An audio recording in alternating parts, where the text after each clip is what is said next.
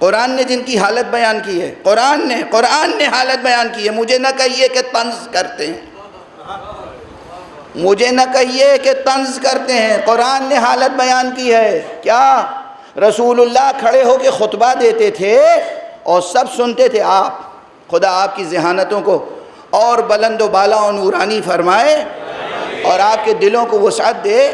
یہ فقیر، یہ ناچیز طالب علم آ کر اس منبر سے گفتگو کر رہا ہے تو کس توجہ سے آپ سن رہے ہیں؟ کس توجہ سے سن رہے ہیں؟ رسول اللہ منبر پہ خطاب کرتے تھے تو لوگ ایسی غفلت اور بے توجہی سے بیٹھے رہتے تھے مجلس میں. قرآن کا جملہ ہے. جیسے ہی مسجد سے نکلتے تھے ایک دوسرے سے پوچھتے تھے ماذا قال آنفا، ارے یہ کیا کہہ رہے تھے؟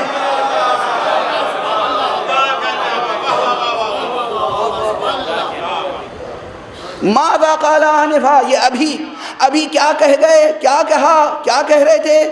جناب فرانسیسی میں تھوڑی رسول خطاب کر رہے تھے، آپ کی زبان میں خطاب کر رہے تھے. آپ عرب ہیں نا، جیسے بھی ہوں عرب تو تھے، جس قبیلے کے ہوں عرب تو کہلاتے تھے، جس خاندان و گھرانے کے بھی ہوں ٹائٹل تو عرب کا لگا ہوا تھا، زبان تو عربی بولتے تھے. تو جب آپ کی مادری زبان عربی ہے اور آپ کہیں ادھر ادھر نکل کے عربی کے علاوہ کچھ سیکھا بھی نہیں آپ نے، تو رسول اللہ بھی عربی میں خطاب کر رہے تھے اور وہ بھی رسول اللہ کی فصیح و بلیغ عربی جس میں کہیں کوئی تعقید اور حشو کا الزام نہیں لگا سکتا. وہ عربی آپ کو سمجھ میں نہیں آتی تھی، باہر نکل کے پوچھتے تھے قرآن بتا رہا ہے، قرآن مجھے کیا معلوم، قرآن بتا رہا ہے. ماذا قال آنفا، یہ ابھی کیا کہہ رہے تھے. سبحان اللہ. دیکھا آپ نے حیات پیغمبر میں حدیث سنتے نہیں تھے توجہ سے، بعد پیغمبر حدیث بیان کرنے پر پابندی لگا دی. اب ہم رسول کا بیان کیا ہوا علم کہاں سے لیں؟ کہاں گیا شہر علم کا فیضان؟ کہاں گیا؟ صرف یہ حدیث، یہ جو نجاست و طہارت اور کیا کھائیں اور کیا نہ کھائیں، کیا کھانا مستحب ہے کیا کھانا مکروہ ہے، یہیں تک ہے شریعت، یہیں تک ہے علم نبوت، یہیں تک ہے شہر علم کا فیضان. بس توجہ فرما رہے ہیں آپ، غور فرما رہے ہیں آپ. بہت سے مطالب ہیں، ایک ایک کلمہ یاد رکھیے گا اور ایک ایک کلمے کی مستند حوالے کی ذمہ داری میری. رسول کا یہ فیضان علم تھا. اور سن لیجئے ایک روایت اور، وہ بھی صحیح بخاری میں موجود ہے، کہیں اور سے نہیں پڑھ رہا ہوں. ایک مرتبہ حضور سے کچھ لوگوں نے سوالات کرنا شروع کیے جو سوالات رسول کو پسند نہیں آئے. ہوتا ہے، اور معلم کو، عالم کو حق ہے کبھی کہ کوئی اگر نازیبا سوال ہو تو اس کا جواب نہ دے یا منع کر دے یا غیظ و غضب کا اظہار بھی کرے. یہ آداب علم و تعلم میں ہے، اس سے ناراض نہیں ہونا چاہیے. اگرچہ جاہل بہت جلدی ناراض ہو جاتے ہیں، مگر جاہل کی ناراضگی کا علم، جاہل کے ناراضگی کی عالم کو پرواہ نہیں کرنا چاہیے.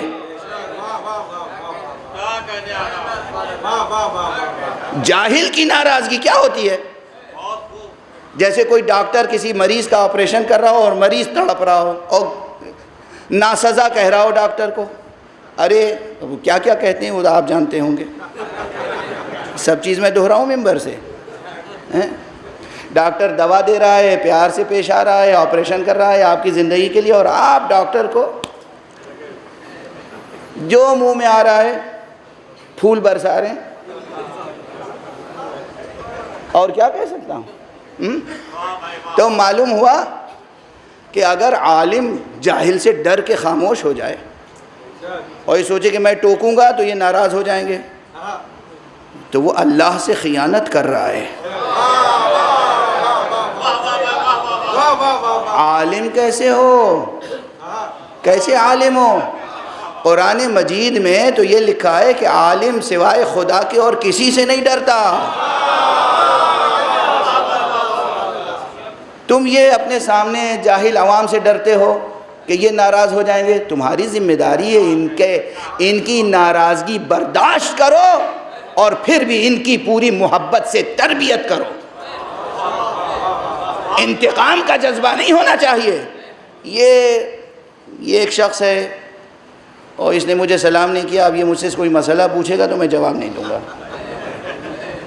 سبحان اللہ، سلام کیا نہیں کیا، اس نے آپ کو دشنام بھی کیا، آپ کو برا بھلا کہا، آپ پہ پھول برسا دیے، پھر بھی اگر آپ عالم ہیں تو بڑھ کے اس کی دستگیری کیجئے، وہ سوال کرے تو جواب دیجئے۔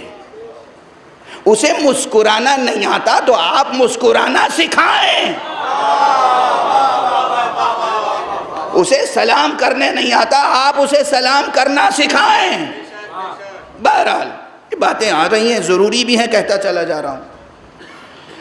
حضور علیہ السلام کو کچھ لوگوں کے سوالات اچھے نہیں لگے تو ریئیکشن کیا ہوا؟ دیکھیے، جو اکثر کہتا ہوں نا کہ بہت سی چیزوں پہ پردے پڑے ہیں، یہ بھی لطف خدا سے۔ حد کے حرمت نہ کیا کیجئے، ہر پردہ چاک کرنے کی فکر میں نہ رہا کیجئے، جو باتیں پردے میں ہوں پردے میں رہنے دیجئے۔ یہ جستجو علمی جستجو نہیں کہلاتی۔ حضور کو جو غیظ و غضب آیا، ممبر پہ تشریف لائے اور آپ نے ایک جملہ کہا، سلونی عما شئتم، جس چیز کے بارے میں چاہو پوچھ لو آج مجھ سے۔ شہر علم کے دل سے آواز نکلی تھی پہلے، سلونی عما شئتم، پھر یہ آواز گونجی تو باب شہر علم کی زبان سے۔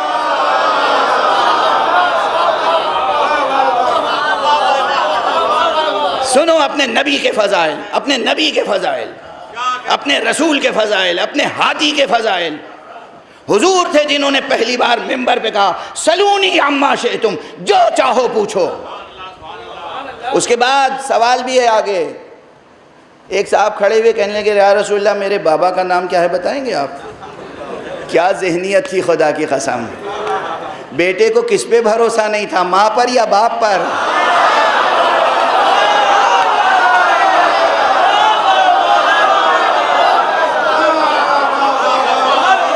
ارے جو اپنی ماں اور باپ پہ بھروسہ نہ رکھتے ہوں وہ آل رسول پر کیا بھروسہ رکھیں؟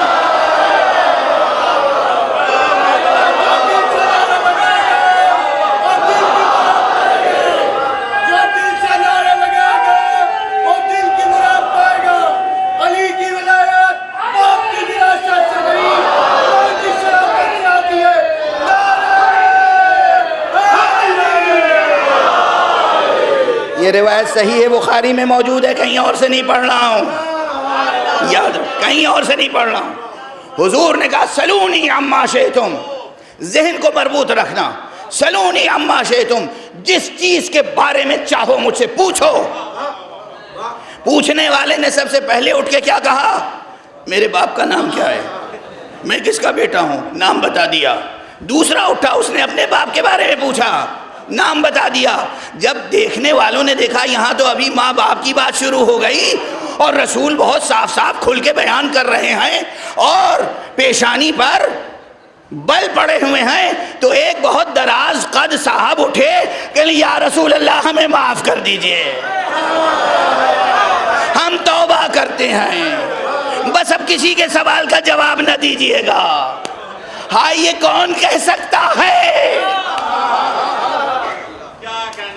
اگر بات انصاب کی ہو رہی ہو تو کون آ کے منع کرے گا؟ بس گفتگو یہاں روکتا ہوں۔ یہ ہے شان رسالت، یہ ہے شان شہر علم، یہ ہے شان مدینۃ العلم، یہ ہے شان رحمت عالم۔ اللہ نے ہادی بنا کے بھیجا ہے نا انسانوں کی ہدایت کے لیے، تو کسی نعوذ باللہ بے علم کو نہیں بھیجے گا۔